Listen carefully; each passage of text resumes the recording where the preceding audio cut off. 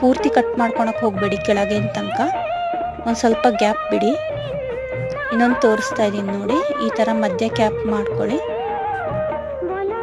ಇವಾಗ ಸ್ಪೂನ್ ಹಿಂಬದಿಯಿಂದ ಒಳಗಡೆ ಇರೋ ಬೀಜನೆಲ್ಲ ತಕ್ಕೊಳ್ಳಿ. ಖಾರ ಇಷ್ಟಪಡೋರು ಇಟ್ಕೋಬೋದು. ಈಗ ಒಳಗಡೆ ಆಲೂಗಡ್ಡೆ ಸ್ಟಫಿಂಗ್ನೆಲ್ಲ ತುಂಬ್ತಾ ಇದ್ದೀನಿ. ಎಲ್ಲೂ ಗ್ಯಾಪ್ ಬಿಡಕ್ಕೆ ಹೋಗಬೇಡಿ, ಚೆನ್ನಾಗಿ ಸ್ಟಫಿಂಗ್ ತುಂಬಿ ಒಳಗೆ. ಅದಕ್ಕೂ ಮೆಣಸಿನ್ಕಾಯಿಗೆ ಗ್ಯಾಸ್ ಹಚ್ಬಿಟ್ಟು ಎಣ್ಣೆ ಕಾಯಕ್ಕೆ ಇಟ್ಟಿದ್ದೀನಿ ನಾನು.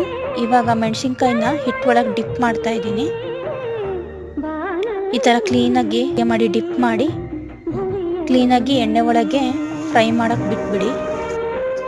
ಕ್ಲೀನಾಗಿ ಹೊರಗಡೆ ಔಟರ್ ಲೇಯರ್ ಎಲ್ಲ ಕ್ರಿಸ್ಪ್ ಆಗುತ್ತೆ. ಇವಾಗ ನೋಡಿ ಈ ಕಲರ್ ಬರಬೇಕು. ಹೀಗೆ ಒಳಗಡೆ ಎಲ್ಲ ಮೆಣಸಿನ್ಕಾಯಿ ಎಲ್ಲ ಬೆಂದಿದೆ ಕ್ಲೀನಾಗಿ ನೋಡಿ. ಅದು ಒಳಗಡೆದೆಲ್ಲ ಲೈಟ್ ಗ್ರೀನ್ ಆಗಿದೆ ಅಂದರೆ ಬೆಂದಿದೆ ಅಂತ ಅರ್ಥ.